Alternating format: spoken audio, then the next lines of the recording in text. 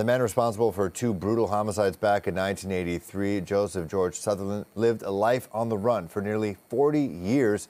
Late yesterday afternoon, he received his sentence for those murders, a sentence that'll likely see him spend the rest of his life behind bars. CTV's Mike Walker has the latest. 4 decades after Aaron Gilmore and Susan Tice were brutally murdered months apart, justice has been served. A judge sentenced Joseph George Sutherland to life in prison with no chance of parole for 21 years. For the families, there is closure, and now healing can begin. Sean McCowan is Aaron Gilmore's brother. You know, you look back on this and 2.5, 3 years ago, this wasn't even a factor. It wasn't even going to be the ending, right? So it's a pretty good day at the end of it. This past October, Sutherland pleaded guilty to 2 counts of second-degree murder in connection with the deaths of Susan Tice and Aaron Gilmore.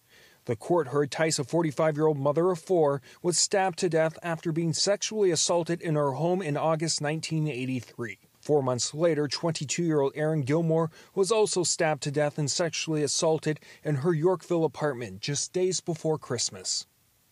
The 2 murders that Mr. Sutherland committed were profoundly serious. They were killed in their homes, which should have been places of sanctuary. The impact of the violence has continued to be felt by other victims, in this case, families and friends. Justice Maureen Forestell said, "You know, this has been dogging all of us for 40 years, and we've wanted to find out, you know, who did it and why and what this guy's name was, and finally we got there." Sutherland was unknown to police until investigators made a break in the case decades later, following advances in DNA technology. That led them to Sutherland in Moosonee. He confessed to a retired OPP officer and was arrested in 2022. Accepts that what he did was horrendous, and he did clear his conscience, and I believe him when he tried to express that in his statement to the court, that he tried to be a better man after the second killing.